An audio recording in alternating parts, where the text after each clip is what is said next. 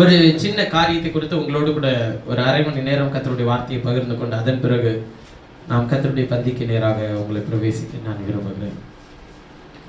1 ராஜாக்கள் புஸ்தகம் 18வது அதிகாரம்.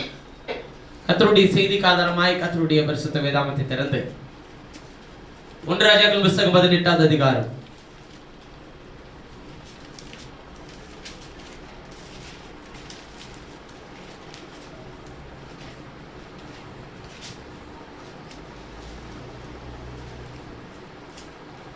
முப்பத்தி 7வது வசனத்தை வாசிக்கலாம். கர்த்தாவே நீர் தேவனாகிய கர்த்தர் என்றும் கர்த்தாவே நீர் தேவனாகிய கர்த்தர் என்றும் தேவரீர் தங்கள் இருதயத்தை மறுபடியும் திருப்பினீர் என்றும் தேவரீர் தங்கள் இருதயத்தை மறுபடியும் திருப்பினீர் என்றும் இந்த ஜனங்கள் அறியும்படிக்கு என்னை கேட்டருளும் இந்த ஜனங்கள் அறியும்படிக்கு என்னை கேட்டருளும் என்றான். போதும். இந்த நல்ல அற்புதமான காலை நேரத்திலும் கர்த்தருடைய சமூகத்திலே கூடி வந்திருக்கிற கர்த்தருடைய பரிசுத்தவான்களாகி உங்களுக்கு முன்பாக கர்த்தருடைய வார்த்தையை பகிர்ந்து கொள்ள நான் தேர்ந்தெடுத்த கர்த்தருடைய வார்த்தை,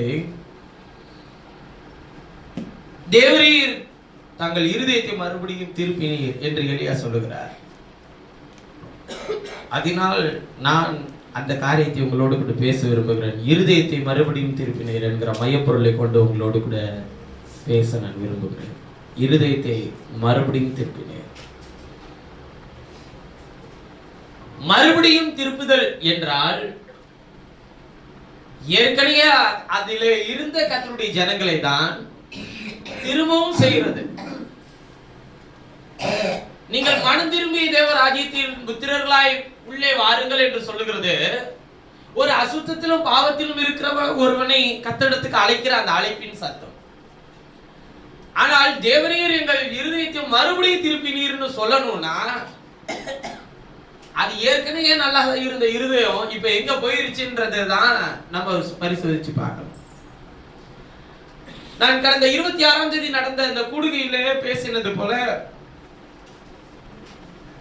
7 சபை காலங்களிலே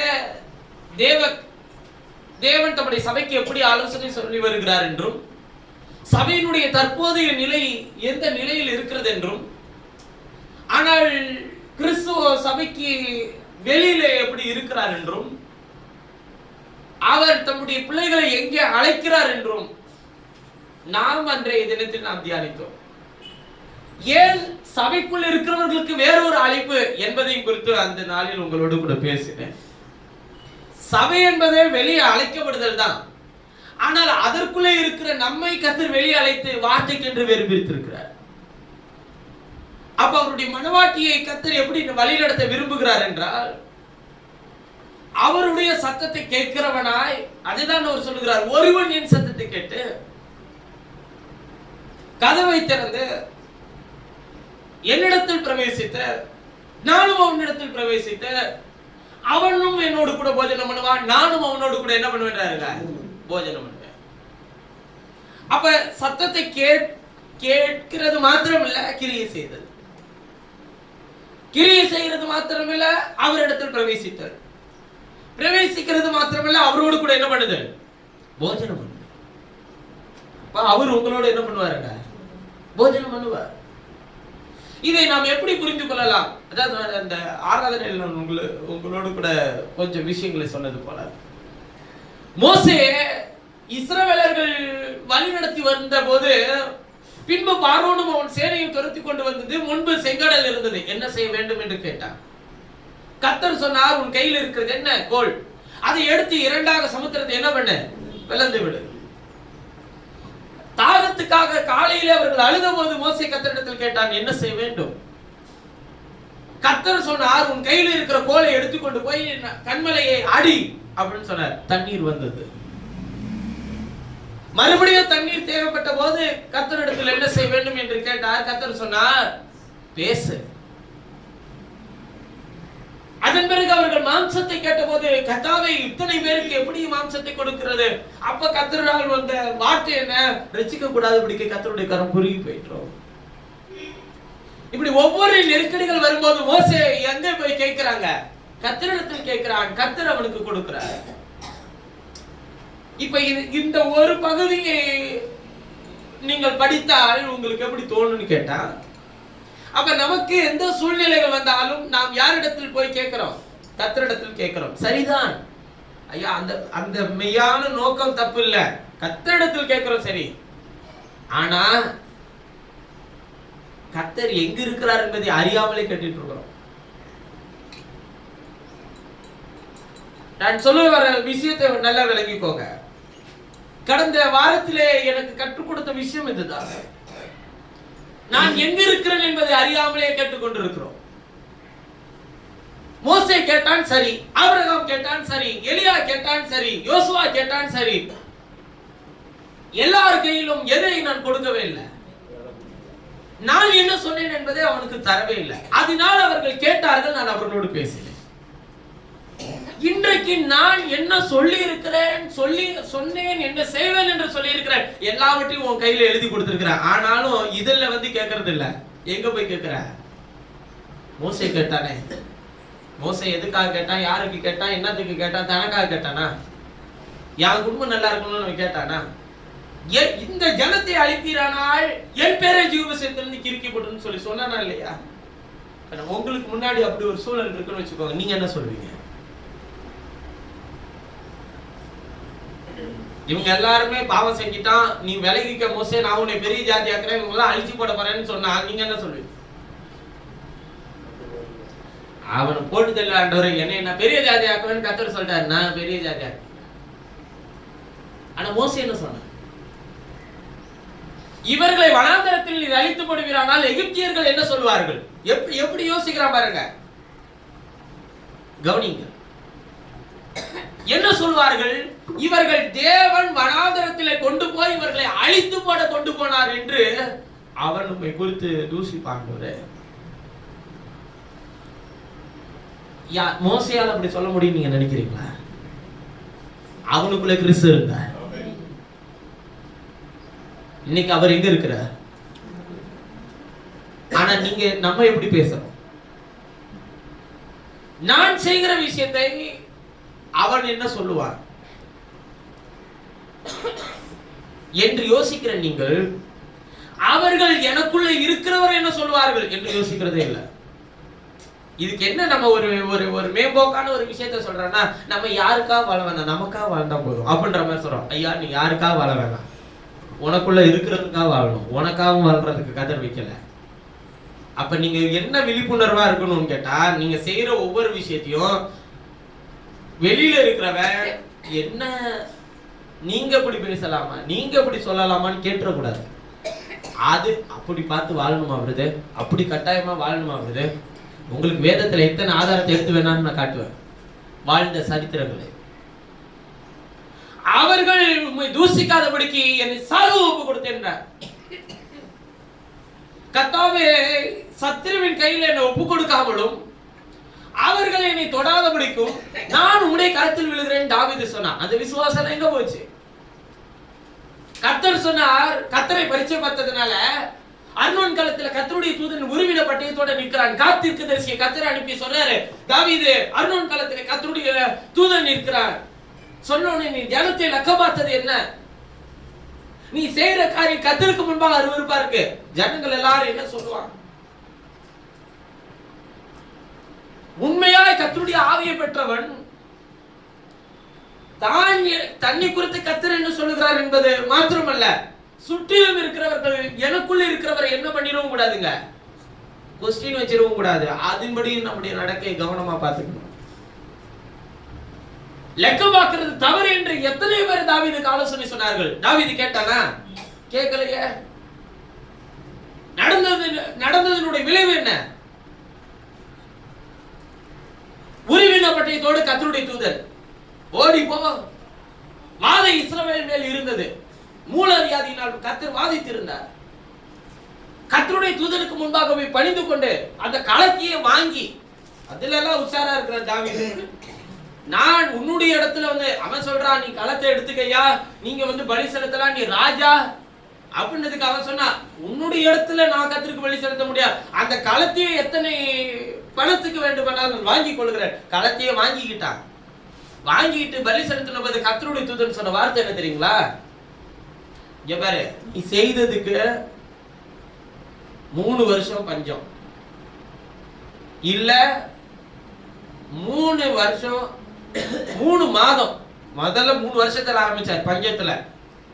அப்புறம் 3 மாசம் சத்துரு உன்னை தொடர்ந்து பிடிப்பான். அப்புறம் மாசம் 4 மாறி 3 நாள் வாது. இதுல எது உனக்கு வேணும்? இப்ப இதுல இருந்து தப்பிக்கிறதுக்கு வேற வழியே இல்லையா? தண்டனை இல்லாம தப்பிக்க. உனக்கு எச்சரித்த போது நீ திருந்தி இருந்தானா உனக்கு வேற வழி இருக்கு. ஆனா அங்க திரும்பாம நீ துணிகரமா செஞ்சுட்டு இப்ப வழி இல்லையான்னு வேற நீ கேக்குறியா? 3 மாதம் 3 வருஷம் 3 நாள். தாவீது தேர்ந்தெடுத்தது அழகா தேர்ந்தெடுத்தா என்ன தெரியுங்களா? விழுந்தாலும் நான் கர்த்தருடைய கரத்தில் விழுகிறேன். அவன் பஞ்சத்துக்கு ஒரு வார்த்தை சொன்னா பாருங்க, தேவன் எங்களை பஞ்சத்திலே விட்டு விட்டார் என்று சத்துருக்கள் சொல்லாதபடிக்கு எனக்கு பஞ்சம் வேண்டாம் ஆண்டவரே. தேசத்தில் ஒரு மேய்ப்பனுடைய கர்த்தருடைய ஆவியை பெற்றவன் எப்படி சொல்றான்னு பாருங்க. சத்துரு எங்களை தொடாதபடிக்கு, சத்துரு என்னை தொடர்ந்து பிடிக்கிறது வேண்டாம் ஆண்டவரே. நான் விழுந்தாலும் ஜீவனுள்ள தேவனுடைய கரத்தில் விழுகிறது பயங்கரமா இருக்கும். விழுந்தாலும் நான் கர்த்தருடைய கரத்தில் விழுறேன். நீ என்னை வாதி ஆண்டவரே சொல்லிட்டு தாவீது இன்னொரு விஷயத்தை சொன்னாரு, மேய்ப்பன் பாவம் செய்ய ஆடுகள் என்ன செய்யும். அதனால வாதி ஒட்டுமொத்த இஸ்ரவேல் மேல இருந்து எடுத்து போட்டுட்டு என் குடும்பத்தை நீ வாதி ஆண்டவரே. ஆனா சவுல் சொன்னது என்ன தெரியுங்களா? நான் இவர்களை பலி செலுத்த கொண்டு வரவே சொல்லவில்லை, இவர்கள் நடமாடுவதை. நீ அதிகாரத்தில் இருக்கிறல்ல, இதை செய்யன்னு சொல்லலாம்ல. சாமுவேல் அததான் திருப்பி கேட்டான். பலியை பார்க்கல கீழ்ப்படிதலும் ஆட்டுக்கடக்கல் நிலத்தை பார்க்கல செவி கொடுத்து சேர்தல உத்தமன்றது உனக்கு தெரியாதா சவுல்? கர்த்தர் சவுலை விட்டு நீங்கினார். கர்த்தரால் வரவிடப்பட்ட பொல்லாதாவி அவனை என்ன பண்ணினது? ஐயா இங்க பாருங்க, நீங்க கிறிஸ்துவை ஏற்றுக்கொள்றதுக்கு முன்னாடி ஒரு பொல்லாதாவினால் அலக்கல் வைக்கப்பட்டிருந்தீங்கன்னா அதெல்லாம் துரத்தி விட்டுறலாம். ஆனால் கர்த்தரால் வரவிடப்பட்ட ஒரு பொல்லாதாவி உள்ள வந்துச்சுன்னு வச்சுக்கோங்க, அதை துரத்த முடியாது ஐயா. ஏன்னா அவரே அனுப்பி வச்சிருப்பாரு. அவரே இதெல்லாம் அனுப்புவாரா? பொய் நாவி அனுப்பி வைப்பாரியா? அவனுக்குள்ளே சாத்தானை புகுத்தினார், போய் அவன் காட்டி கொடுத்தான். யூதாசினுடைய குணாதிசயம் அல்ல. நீங்க வேணா வாசிங்க, யோவான் 13 போய் எடுத்து வாசித்து பாருங்கள். அவனுக்கு துணிக்கையை துவைத்து கொடுத்தார். சாத்தான் அவனுக்குள்ளே புகுந்தான், போய் காட்டி கொடுத்தார். பேதுரு நீர் ஜீவனுள்ள தேவனுடைய குமாரனாகிய கிறிஸ்துன்னு சொன்னான்.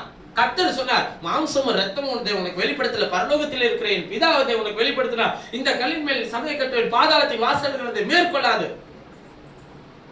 பரலோக ராஜ்யத்தின் திறவுகோல்களை நான் உனக்கு தருகிறேன். நீ பூமியில கட்டுகிறது எதுவோ அது பரலோகத்தில் கட்டப்பட்டிருக்கும், பூமியில கட்டவிழ்ப்பது எதுவோ அது பரலோகத்தில் கட்டவிழ்க்கப்பட்டிருக்கும். அப்படியெல்லாம் சொல்லிட்டு அடுத்த வசனத்துல வராரு. இது இப்படியே இவர் ஆரம்பிக்கிற, இப்ப இவ்வளவு நேரம் பேசினது கிறிஸ்துவா, இப்ப பேசுறது கிறிஸ்துவா. இது போல இப்பொழுது மனுஷகுமாரன் பாவிகளுடைய கரத்தில் ஒப்பு கொடுக்கப்படவும் மூப்பர்கள் பிரதான ஆசாரியர்கள் எல்லாராலும் கொலை செய்யப்பட வேண்டும் என்றும் அவர் 3ஆம் நாளில் எழுந்திருக்கவும் வேண்டியதா இருக்கிறது என்று நான் உங்களுக்கு சொல்லுகிறேன்.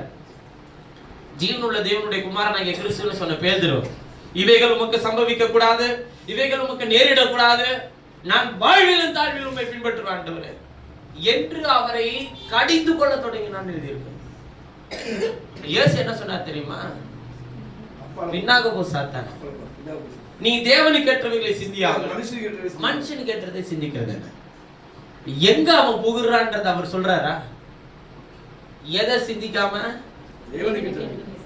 அப்ப அப்படியெல்லாம் நீங்க சிந்திக்கும் போதே யார் உள்ள வர்றது? அவன் வரான். அதுதான் சொல்றாரு, மறுபடியும் திருப்பினீர். அப்பப்ப அவன் வரும்போதெல்லாம் மறுபடியும் நம்மள என்ன பண்றாரு? அவன் ஏன் பிரதர் எனக்குள்ள வரான்? கர்த்தருடைய ஆவி இருக்கும்போது அவன் எப்படி பிரதர் வருவான்? ஐயா, அவனை வரவே இருக்கிறதுக்கு உங்கள்கிட்ட ஒரு பொருள் இருக்கு. கர்த்தர் உங்களுக்கு கொடுத்திருக்கிற ஒரு பாத்திரம் இருக்கு, அது அவனை வரவேற்றுக்கிட்டே இருக்கும். அது என்ன தெரியுமா? உங்க மாம்சம் தான். இந்த மாம்சம் இருக்கிற வரையிலும் கேட்டு எப்போதுமே அவனுக்கு ஓப்பன் தான். நான் உலகத்துல இருக்கிறேன், நான் கிறிஸ்துவுக்குள்ள இருக்கிறேன், எப்படி அவன் எனக்குள்ள வருவான்? ஐயா, நான் திரும்ப சொல்றேன், உனக்கு மாம்சம் இருக்கிற வரையிலும், ரத்தம் ஒட்டிக்கிட்டு இருக்கிற வரையிலும் அவன் எப்பனாலும் உனக்குள்ள வந்து கிரியை செய்ய முடியும். ஆனா அவன் கிரியை செய்யக்கூடாத ஒரு இடம் இருக்கு உனக்குள்ள, அதுவும் உனக்குள்ள இருக்கு. அதுதான் ஆத்துமா. ஏனென்றால் அதுக்குள்ளே யாருடைய ஜீவன் இருக்கிறது? தேவனுடைய ஜீவன் இருக்கிறது. அந்த ஜீவனை நீங்கள் பலனடைய செய்ய உங்களால் இது ஏற்றுக்கொள்ள முடியலனாலும் ஒரு உதாரணத்தை நான் உங்களுக்கு சொல்றேன். இப்ப நீங்க எல்லாத்தையும் விட்டு இப்ப தேவ சமூகத்தில் உட்கார்ந்துருக்கீங்களா? இப்ப இருக்கிறது யாரு? இப்ப இங்க இப்ப யோசிக்கிறது யாரு? இப்ப உட்கார்ந்து கேட்கறது யாரு? இப்ப உட்கார்ந்து விஷயத்தை எல்லாத்தையும் மறந்துகிட்டு உட்கார்ந்து கர்த்தருடைய வார்த்தையை உள்வாங்கிறது யாரு? நீங்க தானே. அப்படின்ற நான் தான் சொல்றேன், இல்ல உங்க ஆத்துமா. அது அவரு அப்படியே தன்னுடைய கரத்தில் வச்சிருக்கிறார், அது உட்கார வச்சிருக்கு. இப்ப முடிச்சு வீட்டுக்கு போனோன்னே எப்ப சோறுன்றது ஆரம்பிக்கிறதுல இருந்து ஆரம்பிக்குது பிரச்சனை. எதுக்கு தீனி போடுறோம்? மாம்சத்துக்கு. மாம்சம் அடுத்து போறதுக்கு முன்னாடி நீ என்ன பண்ண? எதையும் நான் மறந்துட்டே நீ நினைக்கிறியா? அடுத்து தொடங்கி விடும். அது பெரிய பிரச்சனையா மாறி ஏண்டா ஞாயிற்றுக்கிழமை வந்துச்சுன்ற அளவுக்கு முடிஞ்சு போய் திங்கக்கிழமை மறுபடியும் பேக தூக்கி மாட்டிருக்கோம், நிம்மதியே இல்லை அப்படின்னு சொல்ற அளவுக்கு கொண்டு போயிடும். எங்க போச்சு ஆத்துமா? உங்களுக்குள்ள தானே இருக்கு. எங்க போச்சு அது? காரணம் என்ன தெரியுமா? இவன் உங்களுடைய மாம்சத்தின் எண்ணத்தை தூண்டி விட்டுட்டு அவன் விலகிடுவான். அதாவது அவன் உங்களுக்குள்ள வாசம் பண்ண முடியாது, ஆனா உங்களுக்கு வெளியில இருக்கிற இந்த சுற்றுச்சுவர் இருக்குல்ல, அதை தூண்டி விட்டு வெளியே வேடிக்கை பார்த்துட்டு அவன் விலகிடுவான். இப்ப நீங்க என்ன பண்ணுவீங்க? அவன் சொல்றதை கேட்டு நீங்க செஞ்சுட்டு இப்ப நீங்க கர்த்தர் சமூகத்துல வரும்போது என்ன மாதிரி வரீங்கன்னு கேட்டா, குற்ற மனசாட்சியோட, குழப்பத்தோட, பயத்தோட, ஒரு விதமான தெளிவில்லாத சிந்தையோட, இந்த அவன் எதெல்லாம் தூக்கி உங்க தலையில வச்சானோ அந்த பாரத்தெல்லாம் தலையில சட்டியை தூக்கிட்டு வந்த மாதிரி தூக்கிட்டு வந்து நின்னுக்கிட்டு கண்ணு முன்னாடி ஃபுல்லா அதான் ஓடுது. ஏன் காரணம்? அவன் இதை தான் போட்டுட்டே வந்திருக்கிறான் 6 நாள். இப்ப இது இவர் எடுக்கிறதுக்கு என்ன பண்றாருன்னா, இங்க பாரு, முதல்ல உன்னை ஆத்மா இழுத்து கொண்டு போய் ஒரு இடத்துக்குள்ள உள்ள போட்டு அடைச்ச மாதிரி அடைச்சு உன்னை சுத்தியில வேலி அடைச்சு அவர் என்ன பண்றாரு? அவர் நம்முடைய ஜீவனை ஊத்துறாரு. அந்த ஜீவன் வந்த பிறகு இந்த உங்க மேல போத்தி வச்சிருக்கிற அந்த போர்வையை கர்த்தர் என்ன பண்றாருங்க? வேலைக்கு வர்றாரு. இது இப்படியே ஒவ்வொரு வாரமும் செஞ்சிட்டு இருக்க மாட்டாரு. நீங்க என்னைக்கு அதை செய்றீங்களோ அப்ப தானியத்தால நிரப்புறவர் மாத்திரம் இல்ல, உங்களை தன்னோடு கொண்டு சேர்த்து கொண்டு போக அவர் மத்திய காலத்தில் வருவார். வேதம் தெளிவாய் சொல்லுகிறது, அவர்கள் எங்கள் இருதயத்தை மறுபடியும் என்ன பண்ணினீர்? திருப்பினீர் என்றும் இந்த ஜனங்களை அறிபடிக்கு என்னை கேட்டுள்ளோம் என்றான். பாருங்க, வேதம் சொல்லுகிறது, நீங்க கிறிஸ்துவை வெளிப்படுத்த 3 விஷயங்களை நீங்கள் செய்ய வேண்டும். ஒன்று, அவர் யார் என்பதை நீங்க அறிஞ்சிருக்கணும். 2வது, நாம எங்க இருக்கிறோம் அப்படின்றது தெரிஞ்சிருக்கணும். 3வது, அவர் என்ன செய்ய போகிறார் என்பதை நீங்க தெரிஞ்சுக்கிட்டீங்கன்னா அவர் நிச்சயமா உங்களுக்கு பதில் கொடுப்பார். பாருங்க, முதல்ல அவர் யார்? நாம் ஆராதிக்கிற தேவன் எப்படிப்பட்டவர்? உலகத்துல இருக்கிறவன மாதிரி நம்ம இருக்கிற நபர்களுக்கு இருக்கிற விசுவாசம், அந்த தைரியம், அந்த பலன் நம்மள்ட்ட தான் அதை விட மோசமாயிட்டே வருது. நாம் ஆராதிக்கிற தேவன் எப்படிப்பட்டவர்?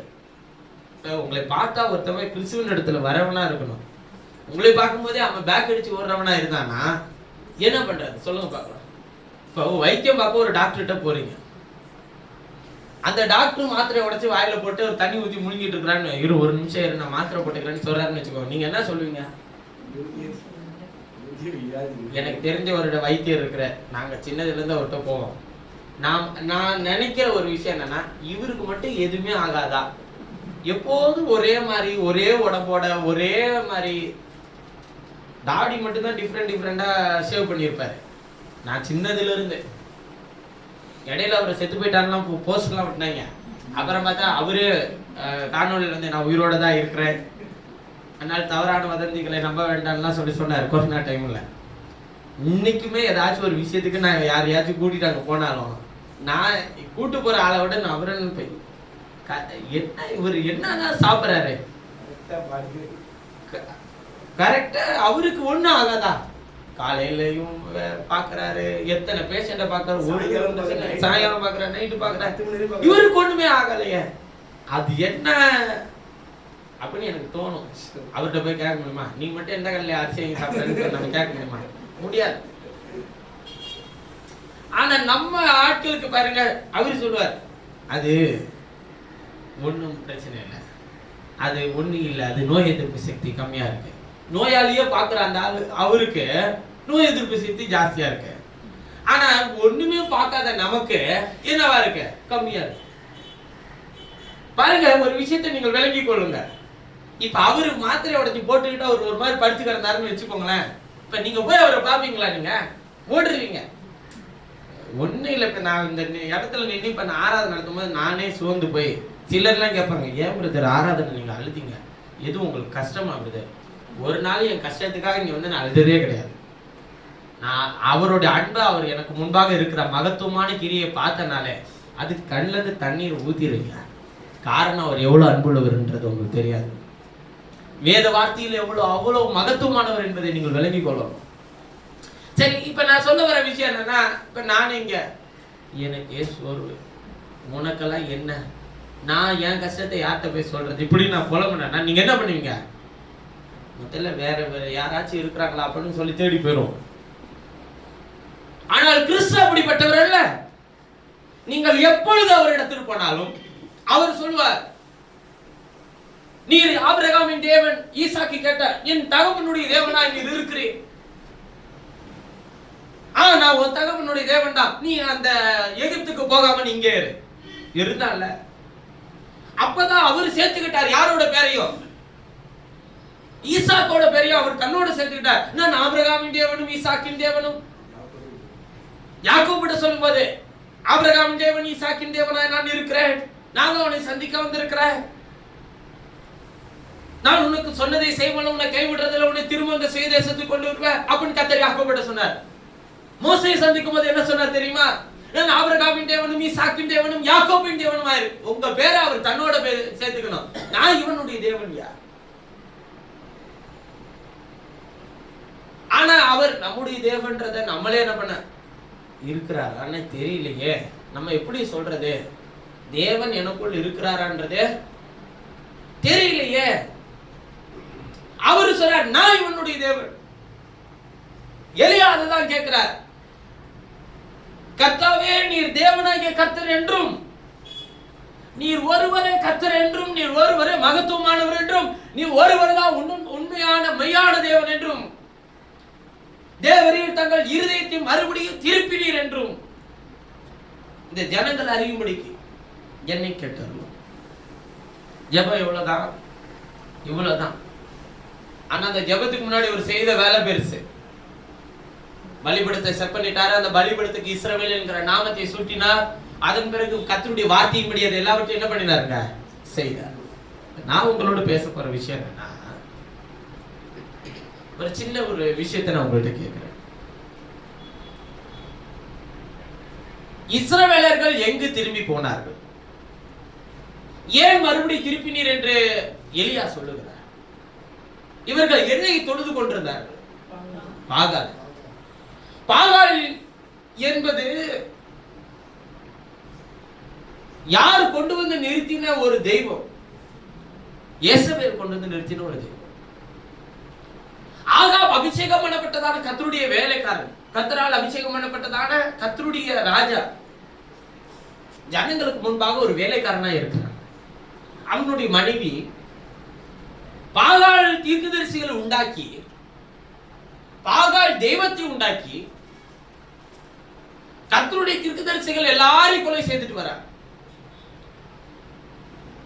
இப்ப ஜனங்களுடைய இருதயம் எங்க போயிடுச்சு?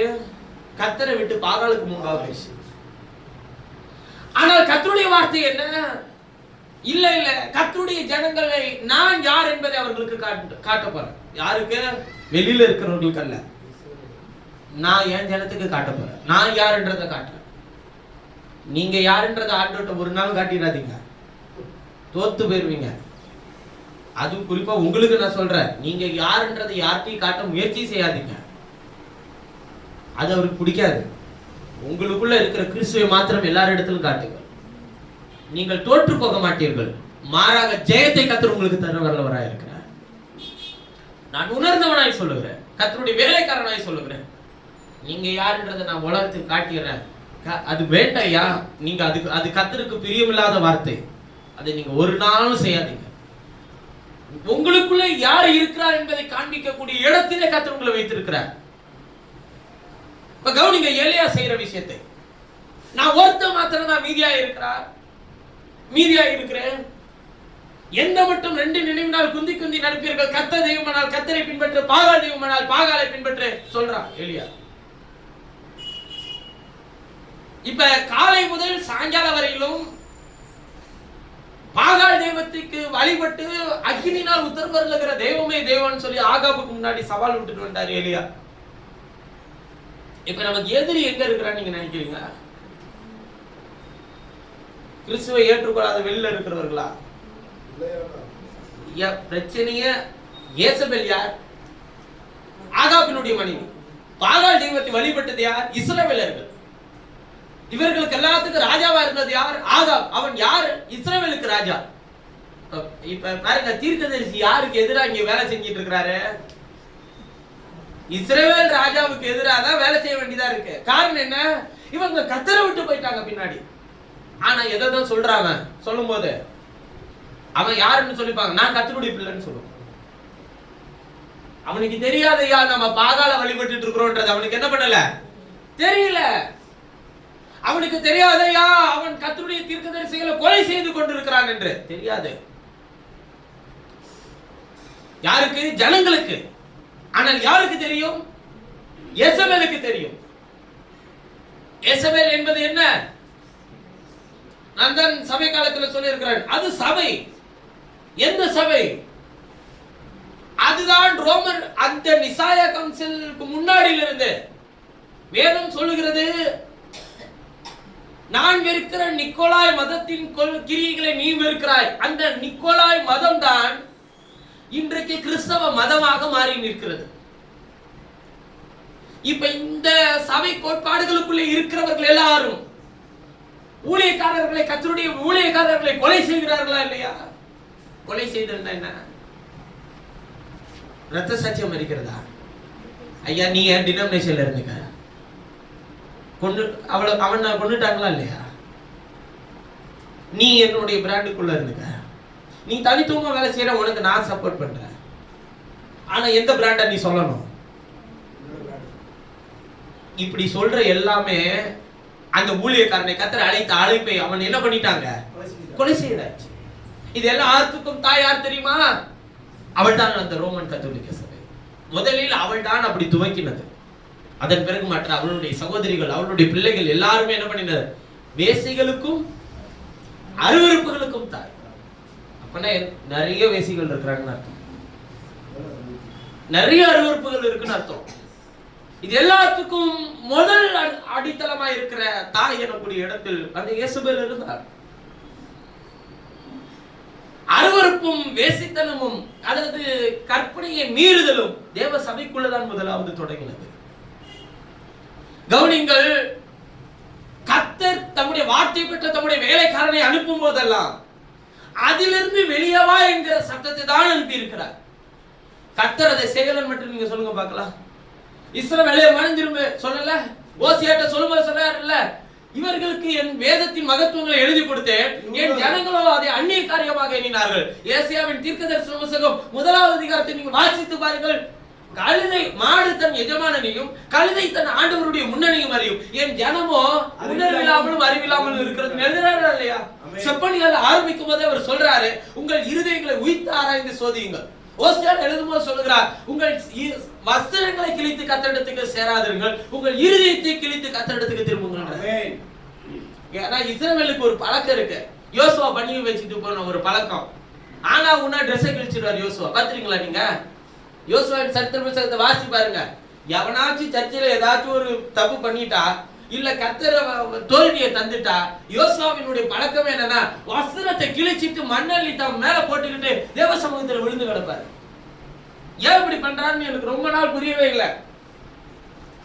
அப்ப கர்த்தரால் வந்த ஒரு வார்த்தை என்னன்னா யோசுவாட்ட, இங்க பாரு யோசுவா, நீ நீ நீ உன்னை தாழ்த்துற, ஆனா இவர்கள் யாருமே எனக்கு உண்மையான சாட்சிகளா இல்லை. அப்படின்னா என்ன அர்த்தம்னா, தனக்கு ஒண்ணுமே இல்லையா, நான் ஒண்ணுமே இல்லை அப்படின்னு சொல்லி கர்த்தருடைய சமூகத்துல தரைமட்டமா வஸ்திரத்தை கிழிச்சுக்கிட்டான். இதே விஷயத்த இப்படி பண்ணா கர்த்தர் பேசுவாருன்னு நினைச்சுக்கிட்டு என்ன பண்ணா, எல்லாருமே செய்ய ஆரம்பிச்சான். அதனால ஓசியா எழுதும்போது சொன்னாரு, இந்த பாரு வஸ்திரத்தை கிழிக்கிற அந்த பழைய கதையெல்லாம் விட்டுரு, உன் இருதயத்தை கிழிச்சு கர்த்தர் இடத்துல திரும்ப. அதாவது நம்ம எதுக்கு செஞ்சான்றதே தெரியாம அவன் செஞ்சால கர்த்தர் அவனோட பேசினார்ல, நானும் செய்யற கர்த்தர் என்னோட பேசுவார். ட்ரெஸ்ஸை கிழிச்சிடுறது, அவன் நடந்தால கர்த்தர் அவனோட இருந்தார்ல, அது மாதிரி நான் நடக்கிறேன். உன்னை நடக்க சொன்னாரா? அப்படின்னா பேலையை கட்ட சொன்னாரு நோவாட்ட, எல்லாரும் கட்டுவோமா? முடியாது இல்ல. என்ன எதையாச்சும் ஒண்ணு கர்த்தர் ஆபிரகாமுக்கு இப்படி சொன்னாரு, அது போல நம்மளும் அப்படி கல்தேர் பட்டணத்தை விட்டு நம்ம வேற ஏதாச்சும் ஊருக்கு போனா கர்த்தர் நம்மளை நல்லா வச்சிருப்பாரு. அப்படிது ஏன் நீ இப்ப கல்தேர் வேற ஊருக்கு போறத பேசுற, வேற நாட்டுக்கு போயிரு. வேற நாட்டுக்கு போய் நீ அந்த நாட்டை உருவாக்கி என்ன பண்ண, சந்தோஷமா இருக்கு. இடையில ஒரு ஊழியர் சொன்னார், கர்த்தர் நீ இஸ்ரவேலுக்கு ஊழியக்காரனா நியமிக்கிறார். இஸ்ரவேலுக்கு அவர் பார்த்து பாரு, உன் வேலை என்னவோ உன் இடத்துல செய்ய. இஸ்ரவேலுக்கு ஊழியரா நியமிக்கப்பட்டவன்லாம் என்ன ஆனா அவளா சொல்றா, கர்த்தாவே நீ வரும்போது எங்களை உம்மோடு கூட நினைத்துக் கொள்ளும். இஸ்ரவேலர்களுக்கு யாரையுமே கர்த்தர் புறஜாதியில இருந்து ஊழியக்காரன் அனுப்புறதே இல்லை. நல்லா விளங்கிக்கோங்க, இஸ்ரவேலர்கள் உங்களை காட்டிலும் வெளியேற பெற்றவர்கள். ஏன் இந்த உலகத்திலே மிகப்பெரிய வெளியேற பெற்ற ஜனமாய் கர்த்தருடைய பார்வையில இன்றைக்கும் இருக்கிறது இஸ்ரவேல் நாடு, கர்த்தருடைய பார்வையில. அதனாலதான் இன்னைக்கு ஒருத்தனும் கை நீட்டி ஒண்ணுமே சொல்ல முடியாத இடத்துல இருக்கிறான். அவன் எல்லாத்திலையும் முதல்ல இருக்கான், ஆனா அவன் பயன்படுத்துற விஷயங்கள் எல்லாம் இன்னைக்கு யாருக்குமே தெரியாத மகத்துவமான விஷயங்களை தன்னுடைய கட்டுப்பாட்டுல வச்சிருக்கிறாங்க. மூன்றாவது உலக யுத்தம் நடக்கும்போது, ஒருவேளை அது நிச்சயமே நடக்கும்போது பாருங்க, இப்ப யாரு பெரிய நபர் அதன் பட்சத்துல கூட்டணிகள் சேரும்ல. அப்ப எதிரி அத பட்சத்துல ஒரு கூட்டணி சேரும். ரெண்டே விஷயம் தான், ஒண்ணு பரிசுத்தமானது, இன்னொன்னு அசுத்தமானது. அதை சேர்ந்த கூட்டணிகள் இருக்குல்ல. நீங்கள் பாருங்கள், உலகத்தில் ரெண்டே கூட்டணி தான் இருக்கும். ஒன்று இஸ்ரவேலை சார்ந்த நாடுகள், இன்னொன்று இஸ்ரவேலுக்கு எதிராக இருக்கிறதான ஒரு மிகப்பெரிய ஒரு கூட்டமைப்பான நாடுகள். எப்படிதான் இருக்கும் என்னென்றால் அதை நான் சொல்லல, பைபிள் சொல்லியிருக்கு. ஆனால் கர்த்தருடைய பிள்ளைகளாகிய நான் அறிந்து கொள்ள வேண்டிய மிக முக்கியமான காலம் என்ன தெரியுங்களா? இப்ப நீங்க இயேசுவுக்கு முன்னாடி பாகாலுக்கு முன்பா முழங்கால் படியிடவும் முடியல, கர்த்தரே தெய்வம்னு சொல்லி ஆராதிக்கவும் இங்க முடியாம பல பேர் இருக்கிறாங்க. எனக்கு தெரியல. ஆனால் எலியா வந்த போது வார்த்தையின்படி பலிபீடத்தை கட்டி வஸ்திரத்தை கிழிச்சிக்க தெரிஞ்சிச்சவனுக்கு, தங்கள் சரீரத்தை கீறிக்கொள்ள தெரிஞ்சவனுக்கு, சத்தம் போட்டு கூப்பிட தெரிஞ்சிச்சவனுக்கு, உபவாசம் பண்ண தெரிஞ்சிச்சவனுக்கு, ஆனா எதின்படி செய்யணும்னு அவனுக்கு தெரியல. அதுக்கு கர்த்தருடைய வேலைக்காரன் தேவைப்பட்டான். அந்த வார்த்தையின்படி அவன் செய்தது மாத்திரமில்ல, அந்த ஒட்டுமொத்த இஸ்ரவேலருடைய நாமத்தையும் அந்த பலிபீடத்துக்கு தரிப்பித்தான். வேணா வாசிங்க பார்க்கலாம். 1 ராஜாக்கள் 18வது அதிகாரம் 31வது வசனத்தை வாசிக்கலாம். 30-31 வாசிங்க பார்க்கலாம். அப்பொழுது எலியா சகல ஜனங்களையும் நோக்கி என் கிட்டே வாருங்கள், சகல ஜனங்களையும் நோக்கி என் கிட்டே வாருங்கள். சகல ஜனங்களும் அவன் கிட்டே வந்தபோது, சகல ஜனங்களும் அவன் கிட்டே வந்தபோது தகர்க்கப்பட்ட கர்த்தருடைய பலிபீடத்தை அவன் செப்பனிட்டு, தகர்க்கப்பட்ட கர்த்தருடைய பலிபீடத்தை அவன் செப்பனிட்டு, உனக்கு இஸ்ரவேல் என்னும் பெயர் இருப்பதாக என்று சொல்லி, பலிபீடத்துக்கு என்ன பேர் வைக்கிறாருங்க? இஸ்ரவேல். கர்த்தருடைய வார்த்தையை பெற்ற யாக்கோபுடைய குமாரரால் உண்டான கோத்திரங்களுடைய இலக்கத்தின்படியே 12 கற்களை எடுத்து, அந்த பலிபீடம் இஸ்ரவேலர்கள் தான். இப்ப பலிபீடங்கள் எல்லாம் வெளியே இருக்கு, ஆனா அந்த நாமத்துக்கு அடையாளமான ஒரு பலிபீடத்தை வெளியே செப்பனிட்டு, பலிபீடத்தை செப்பனிட்டுன்னா ஜனங்களை திருப்புறதுக்கு ஒரு வழி. உங்கள் இருதயம் தான் அது. அதை செப்பனிட்டு எங்க திருப்பிட்டு வரணும்? வார்த்தையினால் உண்டாகிற மறு உத்தரவுக்கு நேரா திருப்பிட்டு வரணும். அப்படிப்பட்ட தேவன் நம்முடைய ஆண்டவர். அவர்தான் இஸ்ரவேலின் தேவன் என்று நீங்கள் அறியவும். அதன் பிறகு அவர் சொல்லுகிறார், அடுத்து அவர் என்ன சொல்றாருங்க? 1 ராஜாக்கள் 18:38. சாரி 18:37. கர்த்தாவே, நீர் தேவனாகிய கர்த்தர் என்றும் தேவரீர் தங்கள் இருதயத்தை மறுபடி திருப்பினீர் என்றும் இந்த ஜனங்கள் அறியும்படிக்கு. இப்ப இந்த ஜனம் அறியணும், மறுபடியும் திருப்பி இருக்கிறீன்றத ஜனம் அறியணும். இப்ப இயற்கைக்கு அப்பாற்பட்ட ஒரு காரியத்தினுடைய நடத்துதல் உங்களுடைய வாழ்க்கையில வேண்டும் என்றால் உங்கள் இருதயத்தை தேவனிடத்துக்கு திருப்புங்க. மறுபடியும் எங்க எழுதி இருக்குன்றத பார்த்து சரி பண்ணிக்கோங்க. இதெல்லாம் பழசு பிரதர். இதுல என்ன இருக்கு? உங்களுக்கு ஒரு உதாரணத்தை சொல்லுகிறேன். உங்களை எப்படி நடத்துவார் என்பதற்கு ஒரு மனிதன் ஒரு வேதத்தில் ஒரு சாட்சியாக இருக்கிறார். ஒருவன் சிறுவனாய் இருந்தான். அப்பொழுதே கர்த்தர் அவனுக்கு ஒரு தரிசனத்தை கொடுத்தார். 12 அரிக்கட்டுகளும் அவனுக்கு முன்பாக விழுந்தது, சூரியனும் சந்திரனும் அவனை வணங்கினது என்று இந்த சொப்பனத்தை கண்டபோது தன் தகப்பனிடத்துக்கு வந்து அறிவித்தான். யாக்கோபு தன் பிள்ளையாகி யோசேப்பை அதிகமாக நேசித்தான். காரணம் ஒண்ணு இருக்கு, அதை விட்டுருவோம். அவன் யாருடைய பையன்? முத பையன், ராகேலுக்கு பிறந்த முத பையன். அதனால் யோசேப்பை அதிகமாக நேசித்தான்.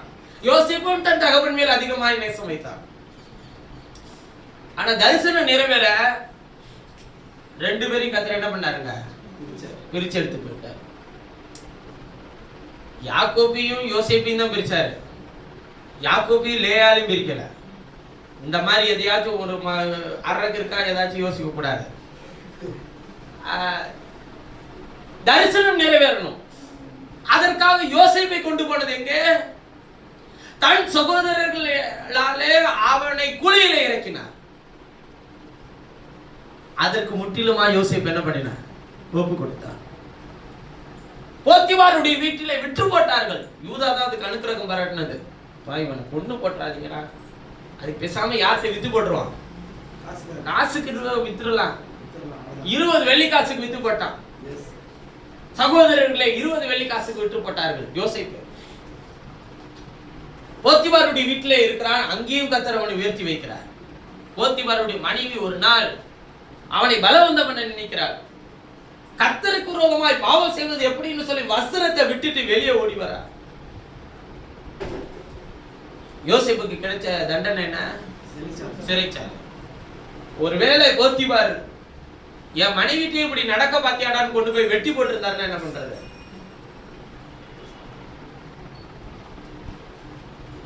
கர்த்தர் சத்துரு கையில தம்முடைய தாசனை ஒப்பு கொடுக்கிறவர் இல்ல.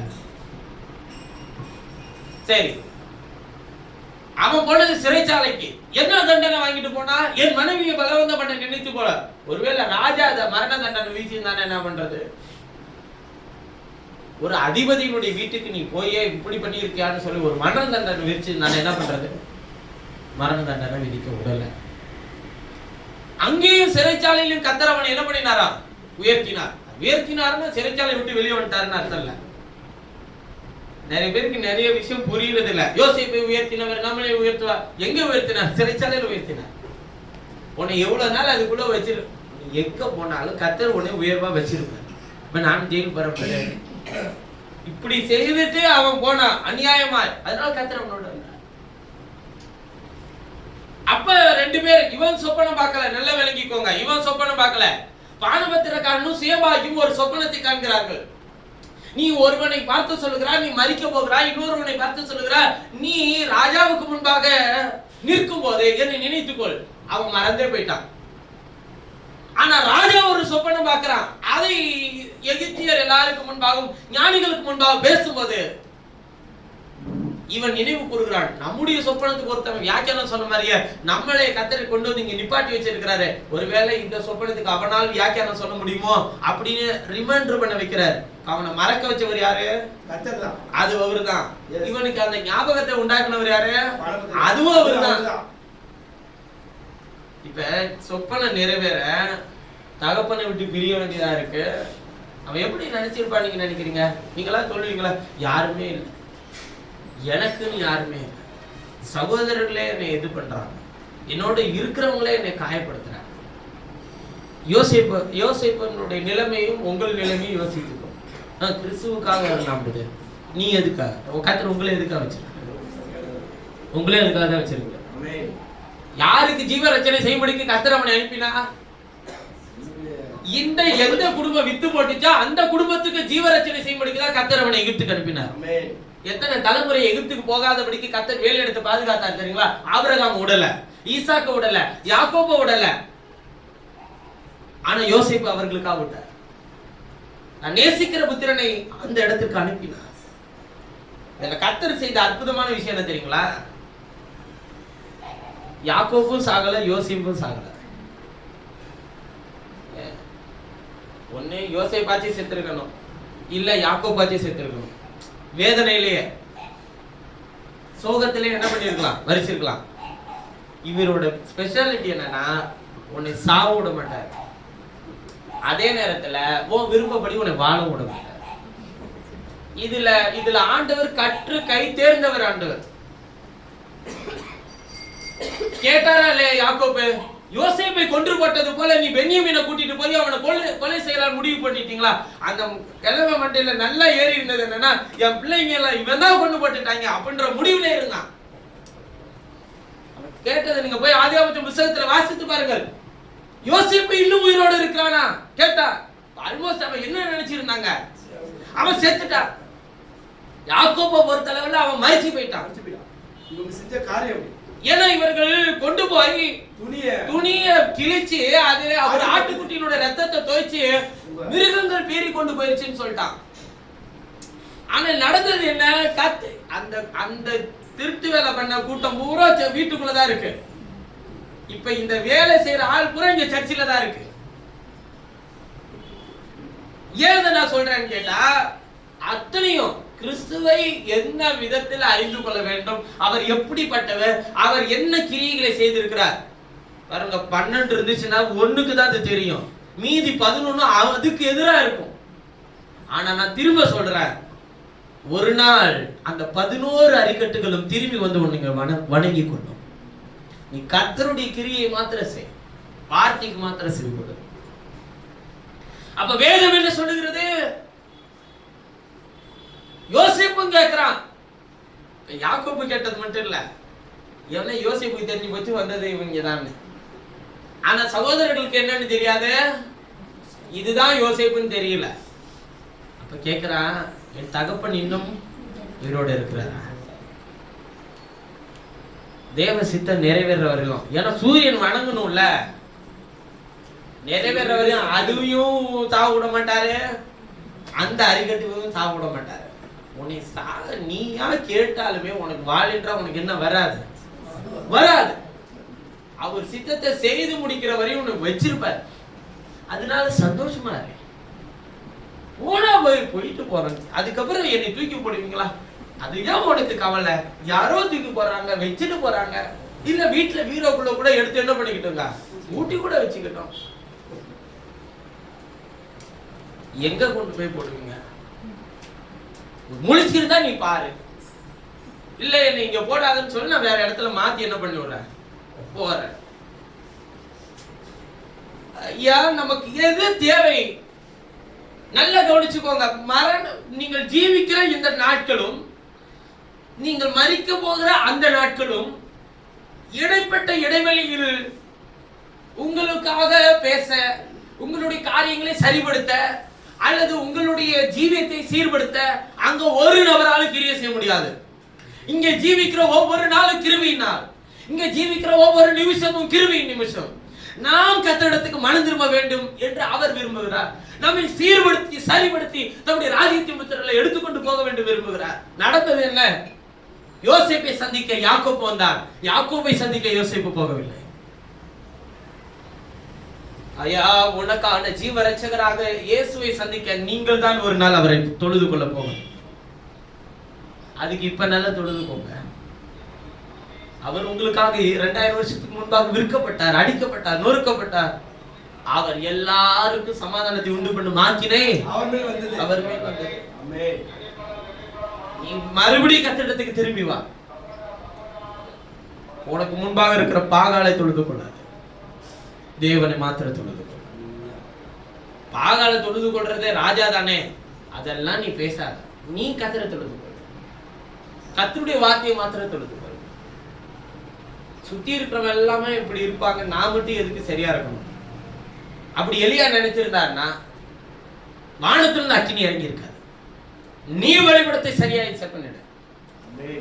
பலிபீடம் என்று நான் சொல்லுகிறது உன்னை, உன் சரீரத்தை, உன் ஆத்துமாவை செட் பண்ணிடு. அதுக்கு என்ன பேர் வச்சிருக்கிறார் தெரியுமா?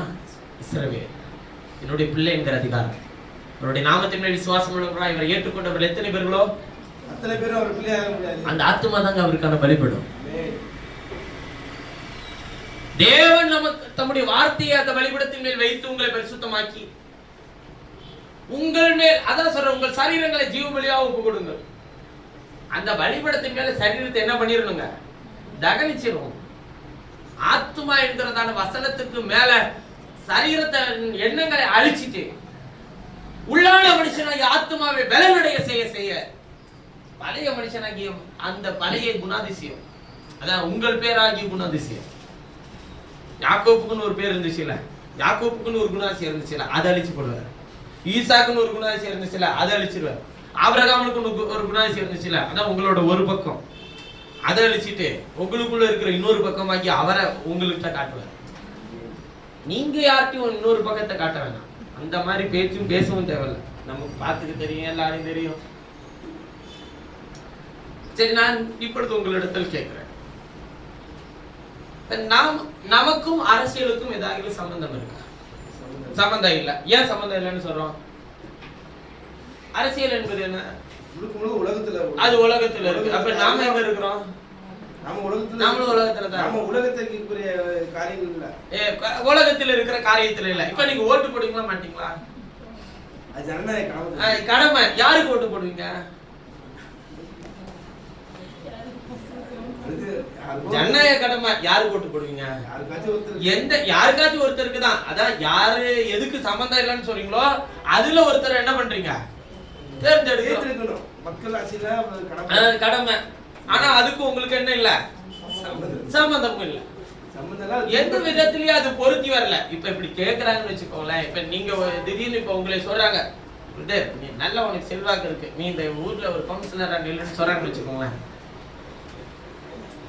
இப்போ உடனே நாம அதுக்கு என்ன பண்ணணும் சொல்லு? சர்ச்சில் ஒரு 20 ஓட்டு இருக்கு, எல்லாத்தையும் கொண்டு வந்து நீங்க போட வச்சிருவோம். அப்படி அப்படி இல்லை ஐயா.